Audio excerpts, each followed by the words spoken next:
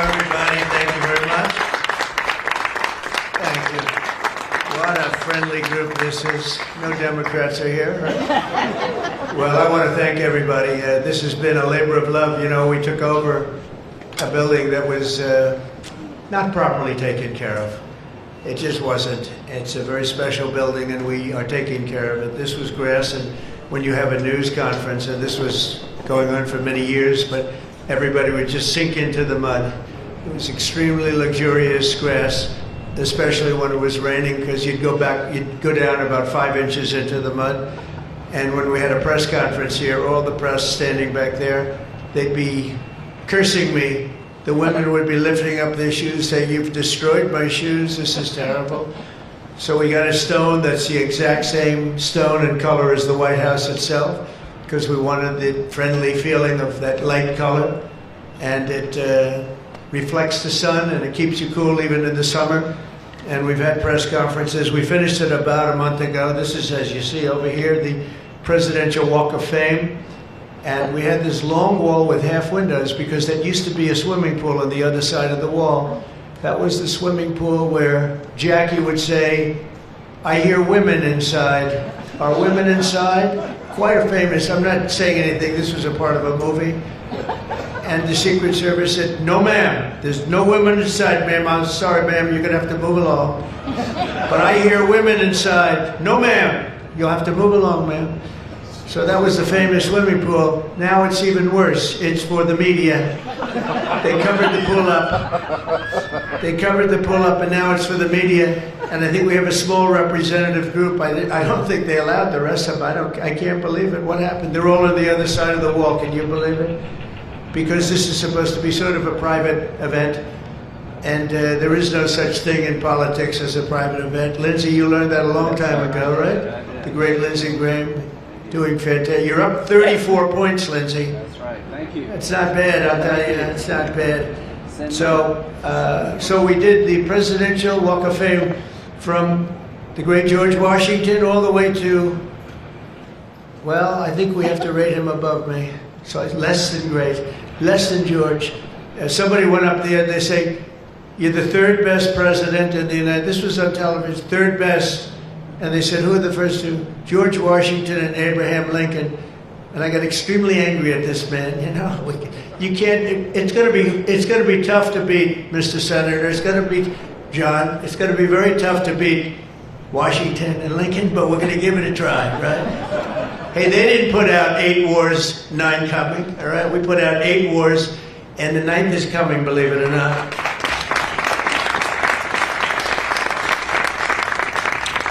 So I just want to say it's great to be with you. And when we're finished, later on, we're going to have a little quick lunch, and they do great food at the White House.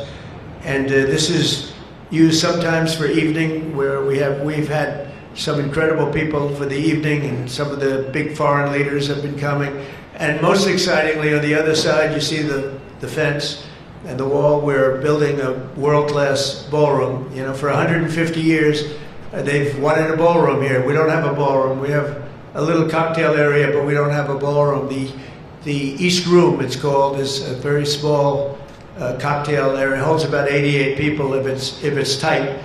And I said, if I do this again, I'm going to get a ballroom built, and we're putting up our own money. With the government is paying for nothing.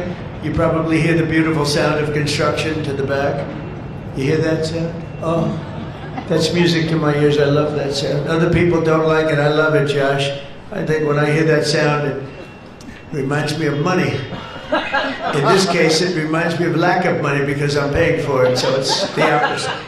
But it's going to be one of the most beautiful ballrooms anywhere in the world, and it's going to be able to take care of tremendous things. When you have, as an example, I'm going to see President Xi in 2 weeks, going over to South Korea. We're going to meet in South Korea. We're going to talk about a lot of things. They want to discuss the fact that they're paying 157% tariff. It's a little higher than they thought.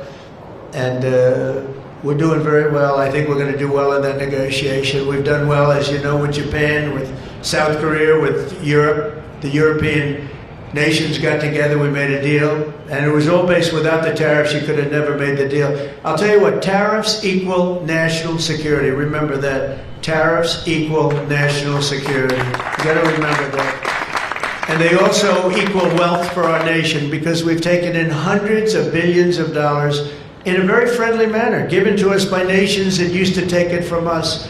And they used tariffs on us. We never used it on them because we were foolish.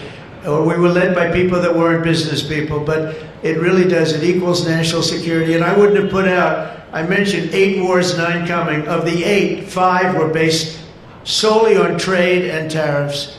India, Pakistan were going at it. 2 nuclear powers, and serious nuclear. 7 planes shot down. They were ready to go, and I called them up. I said, you go to war, and we're not doing a trade deal.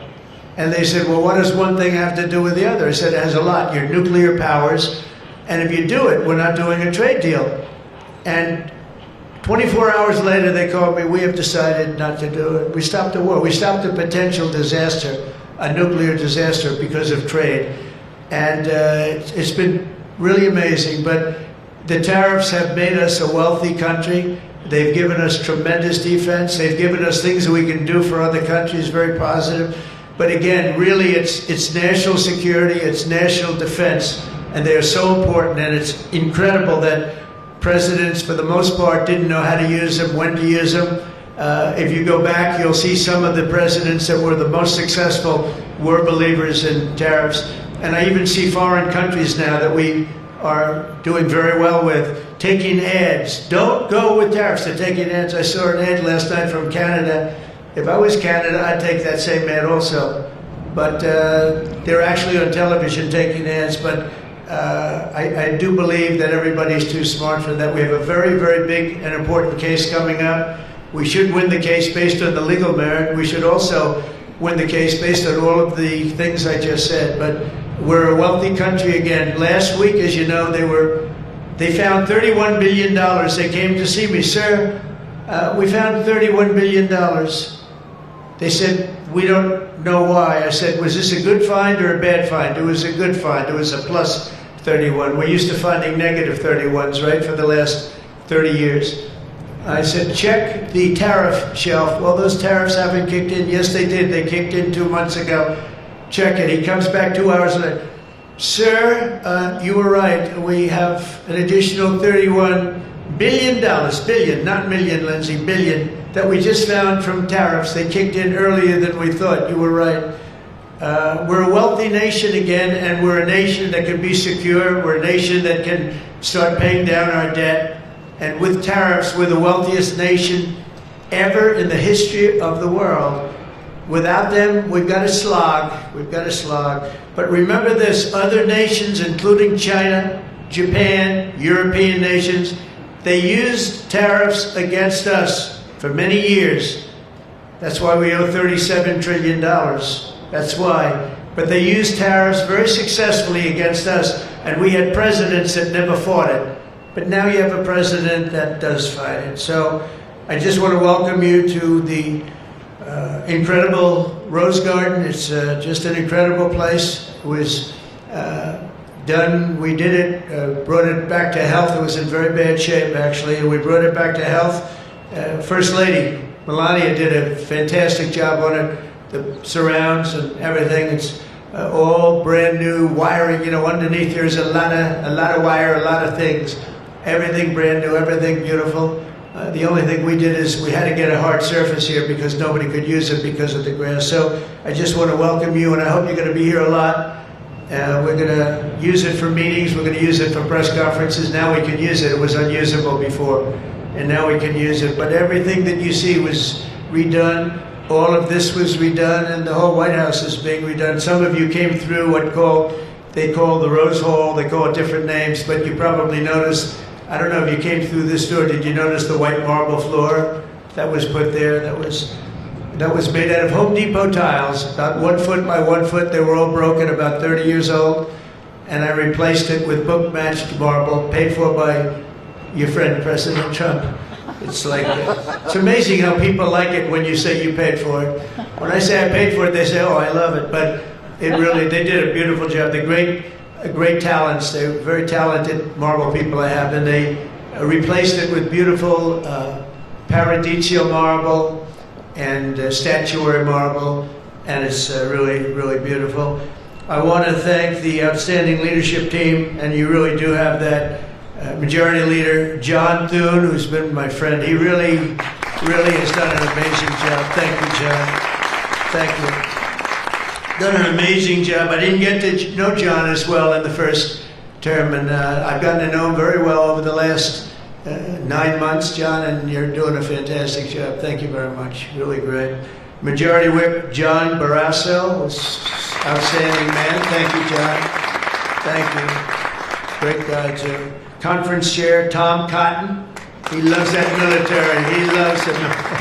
He loves the military. Policy Committee Chair Shelley Moore Capito. Shelley, thank you very much, Shelley. Vice Chair James Langford. Very good, James, thank you. And you know, we have everybody but one person here. You know, everybody showed up. I figured you'd have like, I'd say 40 would have been a good number, right? We have everybody, we're just missing one person. You'll never guess who that is. Let me give you, he automatically votes no on everything. He thinks it's good politics. It's really not good politics. He's an automatic no. But I don't know. Look, if he wanted to come, I'd probably let him come, right? I'd let him come. Begrudgingly, but would let him come. And National Republican Senatorial Committee Chair, an unbelievable guy, Tim Scott. You know, Tim, I shouldn't say it because it's so, I don't know if it's going to be. But Tim ran, and he was very effective and very good, but he was on the debate stage and everything else, he was good just because he's good. But he wasn't as good as they thought he was. And when he got out of the race, he endorsed me almost immediately. And I used him as a surrogate. And I wasn't sure if I should because, you know, sometimes I want a total lunatic to get up and fight for me. And Tim is a really good person. So I wasn't sure. And I put him on the stage, and he ripped the heart out of everybody. He was so brutal. He was so unbelievable. It turned out to be absolutely one of my best surrogates, and it includes a lot of you people that were here. You were all surrogates. But Tim ripped these people apart. And after watching 2 or 3 times, then I wanted him all the time, right, Susie? I said, I want Tim Scott, get up there. But he was so good, and I said to him, Tim, when you fought for yourself, you were much different. When you fought for me, you were a tiger. You were like unstoppable. You were, really was. You all saw that. What's the difference? He said, I've never liked selling myself, and I love selling somebody that I really do believe in. I really believe in you, and I just felt that way. And it was so nice the way he expressed it. And I want to tell you, you are a champion. You are a winner, and congratulations. Thank you very much. I never love telling that story because I'm not sure if it's a good or a bad story, but I'm telling you, you are an amazing guy, and you fought for me so hard, and I really appreciate it. You got to be my #1 choice, Tim. So something happened. I appreciate it. And you're doing great doing what you're doing right now. I also want to thank the entire Senate Republican Conference for your tremendous work on confirmations. Boy, did we have a couple of weeks, huh? We had some, I signed like 150 of them, and I didn't use an auto pen, by the way. I signed. You know, when you're signing these important, like a general getting approved from 3-star to 4-star and all of these different things and big confirmations and, you know, big stuff, you really have an obligation to actually sign it, I think. You probably noticed right there, number 46 we put up, right? We put up a little bit of an auto pen. We have 46, we have 45, we have 47. It's very interesting. You have 46 as an auto pen. It's up there. It stays up there. People like it. It's probably going to stay up there for a long time. And I know you're looking into that. And by the way, the auto pen person said he never spoke to Biden. He worked the auto pen. You're not allowed to do that. So if you're looking at anything, just remember it. And remember, they treated us very badly. They treated us very, very badly. So I think you're allowed to just report the truth, including the confirming of my cabinet much faster than first time. I mean, we went so fast, and I give John Thune and all of you credit for that. It was amazing. All of a sudden, I was calling John, I've got to get him approved. come on, John, because I was getting like one every 2 weeks. And you know, I had people, they left their job and they left everything and it looked like they were, all of a sudden, it was like an avalanche. They walked in, James and James, my double James, I call them. They walk in and they had like so many of them. I said, you gotta be kidding. Is this like, are you for real, right, James? John Thune did his job and you got them all done and you have all those people out there working now, and instead of being very upset with the fact that we couldn't get them approved quickly. So I really appreciate it. You used a method that I wish you could use on U.S. attorneys. You know, I have 10 U.S. attorneys who are phenomenal, phenomenal. A Harvard, a Yale, a this, a that, all top. And the problem is they're not gonna ever be confirmed, I guess. I put them in, they'll be there for 3 or 4 months, whatever, and then they have to leave. Because anytime you have, as you know, anytime you have a Democrat senator, not even 2, just 1, they'll say because of the time we're in, we're not approving that person. We're not approving, they never do. They won't approve. And therefore, because of blue slip, I have to tell the person after 3 months, I'm sorry, you'll have to leave, and I put somebody else in. And I've had Democrat senators say the only one who will ever approve is a Democrat. This is not constitutional. And you really, I hope you can look at that blue slip thing, because I have 10 people that are phenomenal, and they're gonna have to leave office. Highly educated, top of their class, everything, and they're gonna have a mark on their career that they were a U.S. attorney for 3 months or 4 months, and then they had to leave. And that's so unfair. It's unfair to the public, because the public voted for me in a landslide, and I'm supposed to be picking the U.S. attorneys, and this goes for judges also, but actually more so even for the U.S. attorney with the blue slip. So I have these phenomenal people, many of them young, but truly fantastic people, and they're wondering what's going to happen in another 3, 4, 5 weeks. They're going to have to leave office. I think it's a shame, and I hope you can do something about it, because I'd like to tell those people, you know, we put you there, and you're not going to have on your resume for the rest of your life, you were there for 4 weeks or 6 weeks, and you left like you got canned. So I hope you look at that, very important. And after your pivotal changes to the Senate rules last month, as a result, this is what you did, the unprecedented obstruction by the Democrats. We've confirmed more than 175 public servants, people that are phenomenal, to keep posts, and that's just been over the last couple of weeks. It's an unbelievable thing what you've done, John, all of you together. So working closely with me and House Majority, the Republican Senate also gave us the largest working class tax cut in American history, and you passed the Lincoln-Riley Act to throw illegal alien criminals out of our country. You passed the Genius Act and the Take It Down Act with the support of our wonderful First Lady. She got, by the way, she got actual support from the other side. It was bipartisan. I think Rand didn't vote for it again. I think it was only Rand. If we get bipartisan support, other than maybe Rand. But another one I'm going to ask you to vote for, and it's in the House now, and I hear it's doing well in the House, James. It's case law. A young lady named Kate Steinle, I remember it so well, probably 8 or 10 years ago now, in San Francisco. She was holding hands with her father on the San Francisco pier, looking out into the water.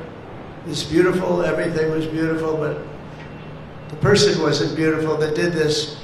And this was an illegal alien that came into our country 5 times, was thrown out 4 or 5 times, I don't even know, but a lot, and came back and shot her through the head.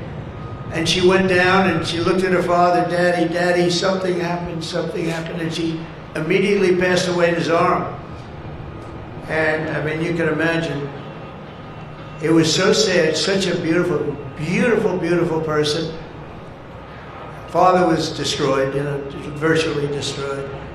And they passed they wanted to pass what they call case law, and it's now again in Congress, and I hear we're going to get it passed in Congress, and when it gets up to the Senate, I hope you guys can pass it. And basically, very simply, it says that if you're an illegal alien and you come in and you get thrown out, if you come back and get caught, you have to spend 10 years in jail. Very simple.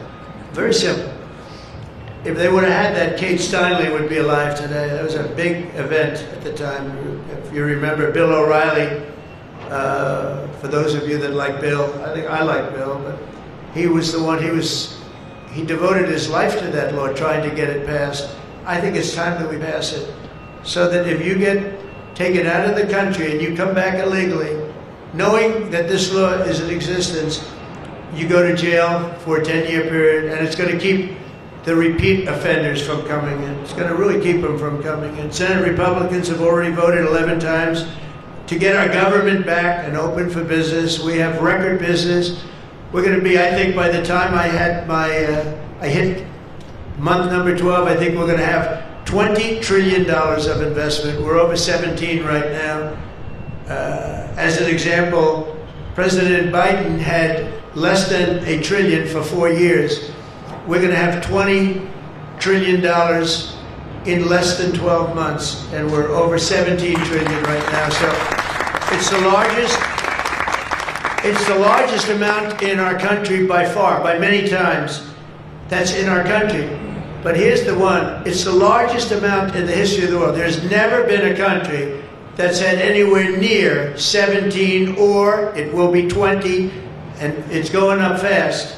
A lot of it's because of tariffs, because they're coming in because they don't want to pay tariffs. In other words, they make their product in a certain country and they used to just send it in here and there was no charge, absolutely. Now, if they have to pay a 20%, 30%, 50%, 100%, or 2% tariff, they say, well, it's better if I build my plant in the United States. It always amazed me I did this first term. We had the greatest economy in the history of our country in first term. We had COVID, and we did a good job with that. That was a curse for every country in the world. It was terrible, but we had the greatest economy we ever had. But if you remember, I started the tariffs, but I held it off because it wouldn't have exactly been good at the time to tell France, you know what they were going through, you know what Spain was going through and Italy was going through. That, by the way, we're going to charge you tariffs. But I had started the process. We were going, the country was doing good. And I took in hundreds of billions of dollars from China. I put the full tariffs on China. Biden left the tariffs because he couldn't, it was too much money, but they gave so many exceptions that they were essentially meaningless. In other words, here's the tariffs, but you don't have to pay if you look at somebody the wrong way. You don't have to pay. So they didn't pay very much. But with me, they were paying hundreds of billions of dollars. And again, I have a great relationship with President Xi. I expect to be able to make a good deal with him. And I want him to make a good deal for China. But it's got to be fair. For years, they were making $500, $600, $700 billion. $700 billion, and we'd be making nothing. It was a one-sided, honestly, we built their military. We built China's military with the money that we lost for so many years getting ripped off. So now we're going to have a fair deal. I think we're going to have a very successful meeting. Certainly there are a lot of people that are waiting for it. Maybe it won't happen. Maybe it won't happen. Things can happen where, for instance, maybe somebody will say, I don't want to meet, it's too nasty. But it's really not nasty, it's just business. And we're gonna do a good job representing you people and representing the people of our country. Unfortunately, in a craven and pointless act of partisan spite, Chuck Schumer, who I've known for a long time, and the radical left Democrats are holding the entire federal government hostage to appease the extremists in their party. And they are extreme. I mean, I've never seen anything like it. They're extreme, and you know what? We had a landslide election. We won the popular vote by a lot. We won the swing states, all 7. Remember, they said, oh, if Trump could get 3 swing states, he'd be... And, well, I didn't get 3, I got 7. We got all 7 by a lot, by record numbers. We won the Electoral College, 312 votes. They said, it's very hard for a Republican. It's harder for a Republican. Although now I think we've swapped it. I think it's now harder for a Democrat. Because if you see what we've done with the Hispanics, with the black workers and black men, and recently a poll came out with black men and women were doing so well. You know, they want security. They don't want to have their city destroyed. Women in Chicago, beautiful black women walking around with red MAGA hats because they don't want to be mugged and shot and everything else. And then you see a Democrat get up and tell you how safe it is in Chicago. You know, they've had, in a fairly short period of time, 4,000 murders. This is over a short period of time. 4,000 murders. And they had a holiday where they had 28 people killed and almost 100 shot. And then you listen to this guy, Pritzker. I've known the family for a long time. They threw him out because he was no good, and he became governor. He's got money through the family. He didn't make, he got money through the family. But they threw him out, he became governor. I said, I wonder how he's going to do. It's a crime palace, it's a shame. And you know what we did in D.C. is unbelievable. You people, you can walk down the middle of the street, Mr. Senator, you can walk down, you can have your wife meet you at the restaurant and she's not going to be accosted, shot, beat up, raped. It's unbelievable how bad it was. It was one of the worst in the country, and now it's stone cold. I don't say the word perfect, but it's pretty damn close. And you know, they used to have, they would average more than a murder a week in Washington, D.C. This is just before we got here, a murder a week. Think of that. The capital of, in my opinion, the capital of the world. They come from Iowa, they come from Indiana, they come from Florida, and you call up the parents, I'm sorry, sir, your son has been shot and killed. We have no crime here now. We have no crime. And the National Guard has been unbelievable, the job. Unbelievable. And you know, it also looks better. I do a tour, I hop in that beast. I feel very safe in the beast. The windows are this thick. But I hop in the beast and I tell the Secret Service, let's drive around town. I used to do that myself. I could drive myself around. I actually like that better. But now I don't think it's a good idea. But we drive around in the streets. The place is looking much, the grass is good, the fences are down, there's no tents, there's no anything. We are looking like it's just a whole new look, and the most important thing, there's no crime. And we're going to fix the roads. We have great pavers. We're going to fix the medians in between the roads, which are half of them are falling down. We're going to take some of the tiles off the bridges, the tunnels that you have. They've been up for 40 years. They're rotted. And we'll put up brand new, gorgeous white tiles like it's supposed to be. But this place is looking really good, and we haven't even started the real fixing up of the town. We're getting rid of the graffiti. You notice there's almost no graffiti anymore. A lot of that beautiful statuary marble and red graffiti all over it had bad signs up, and it stopped. We've taken out 1,700 career criminals and people that came in through an open border. They came in through Biden's open border, and we've taken them out. The thing having to do with all of the elements in the great big beautiful bill, I'll tell you, it's amazing what we've done. $200 billion in costs for medical. What we've done, $50 billion for rural hospitals. And remember, no tax on tips, no tax on Social Security, no tax on, think of all of these things that we've done. This is the biggest, this is the greatest bill. Social Security, no tax on overtime, but no tax on tips. I got that from a waitress in Nevada. I was making a speech and I'm at one of my restaurants in the hotel I own there. And I say, how are you doing? Well, sir, it's terrible. They're taxing my tips. They're going, I wouldn't have even thought that. And I looked at it and she said to me, sir, there should be no tax on tips. I said, say it one time more. No tax on tips. I walked outside to the press. I said, there will be no tax on tips. She was right. And we won that state by a lot. That's not a state that we win by that much, David, but we won it by a lot. So it was pretty good. But that bill is chock full of so many different things. So it was the biggest bill. I'm actually saying this to the fake news so that they maybe print it, but maybe not, because you people know. It was the biggest bill ever passed in Congress. And what we did was a little risky. We put everything into the bill, John, right? And some people were against it. They said, no, you got to do small bites. And we gave it a shot, and we got it passed. I got a call from John. He said, it was 3 o'clock in the morning, sir, we have 4 hard no's. could you please call him? I said, what time is it, John? It's 4 o'clock in the morning, sir. So I call up. One of you is sitting right here.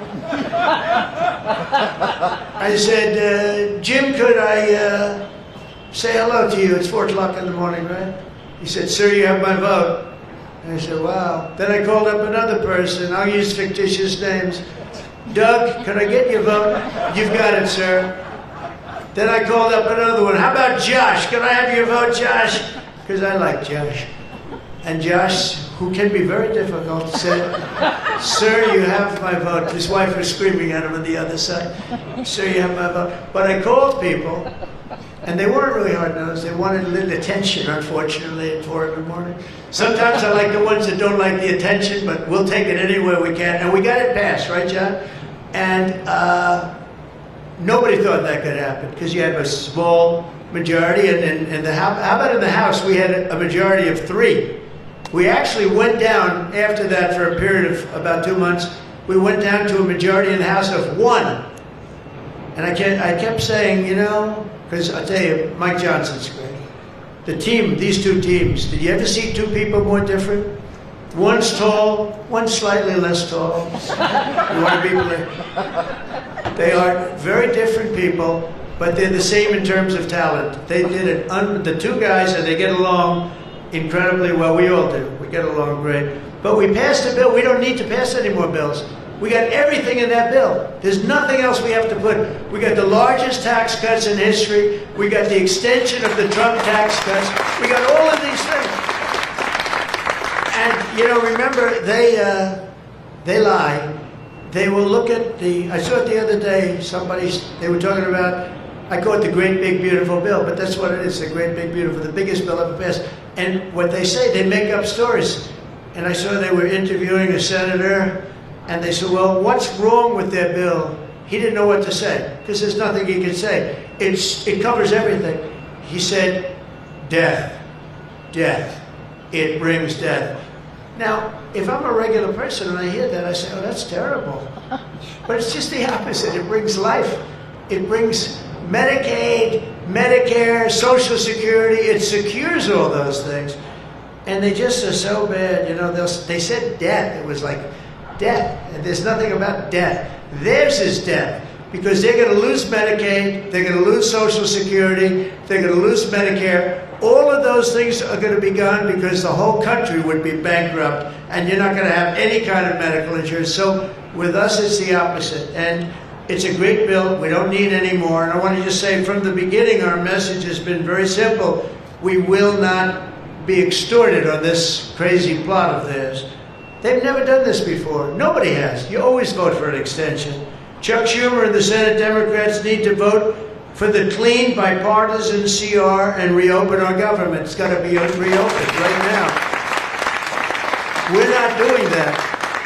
They are the obstructionists. And the reason they're doing it is because we're doing so well. We're doing well all over the world. We're doing well with the close to $20 trillion that I just told you about. It will be that number, but even if you take it down to over 17, that's a guarantee.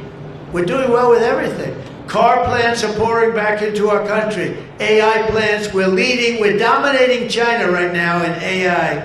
And I did something that I think you'd like, because we have an old grid, it's a tired grid.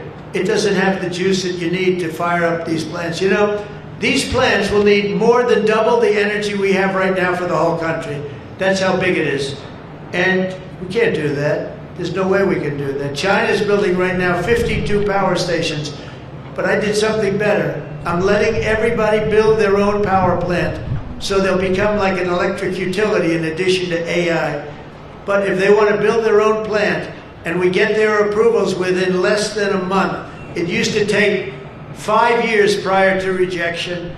Sometimes a guy in Louisiana, they had one that took 12 years, and then they got rejected. I got it approved in 2 weeks when I got into office. That was the first term. And the plant is up now, and it's been a great thing for the state. I did it twice, actually. I got 2 of them that were dead after 12 years, and I got them approved, both of them, in less than a week. And that's what we're doing. Lee Zeldin, by the way, is doing a phenomenal job, Environmental Commission, I have to tell you. He knows that we have to get them fast, and we're getting them fast.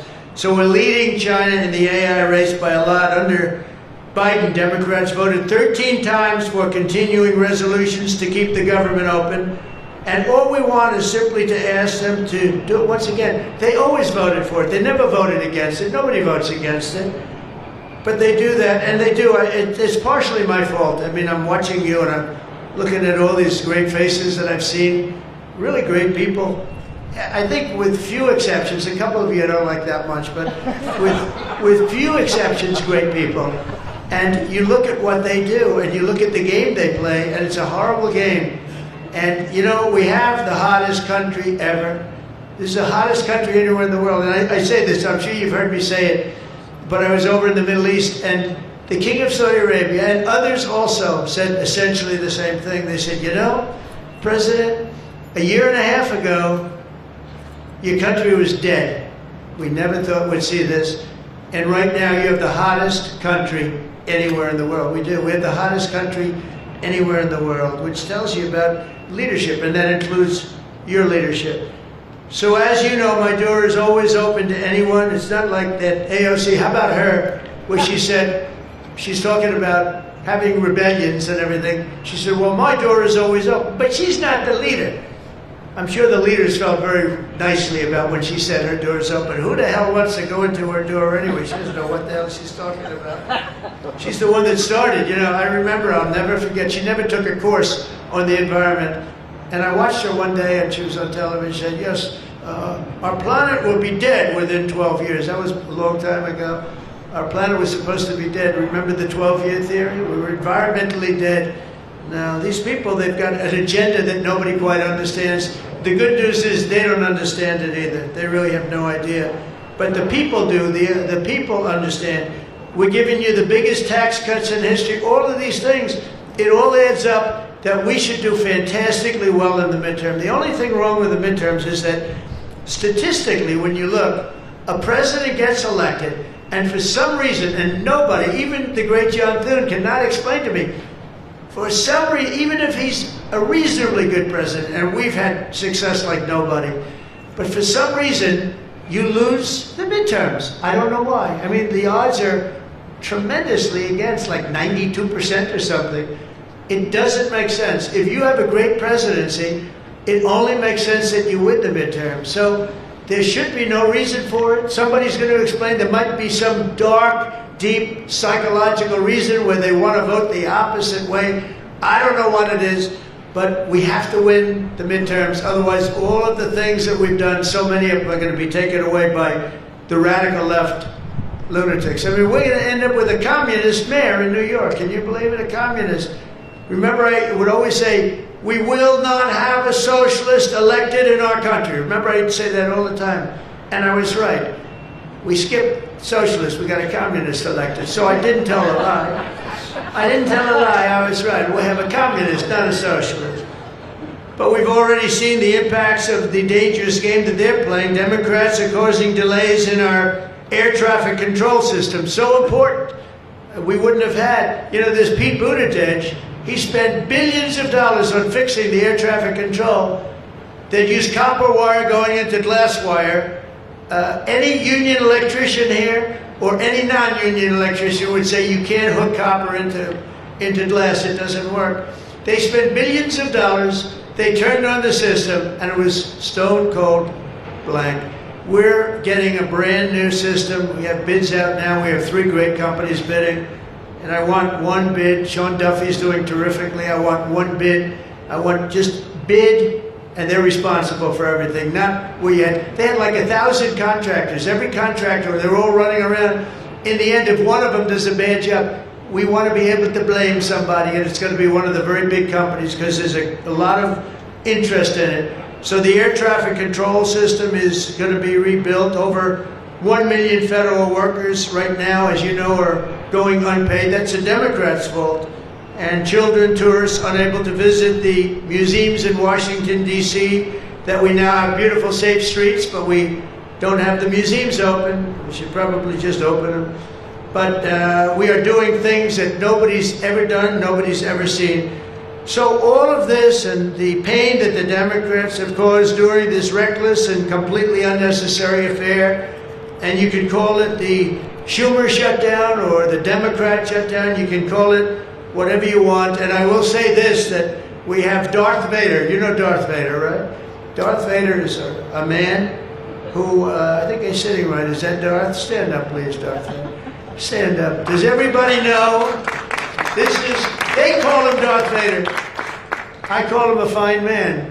But he's cutting Democrat priorities, and they're never going to get him back. And they've caused us, and they've really allowed us to do it. And by the way, thank you. You're doing a great job, I have to tell you. So, really a great job. Because many of the things that they're cutting, like the New York project, $20 billion we're cutting it, they're not going to get it back. I mean, they're not going to get a lot of things back. They may not get it back. Maybe we'll talk to them about it. But they're losing all the things that they wanted.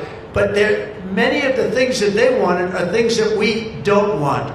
The things that are just so bad for our country. And we're cutting those things out. So while they thought they were doing maybe bad, maybe indirectly they're doing good. The cynical comment that they've made all over the place, and all of their cynical remarks proves beyond all doubt that Schumer is a calculating political partisan, but we knew that.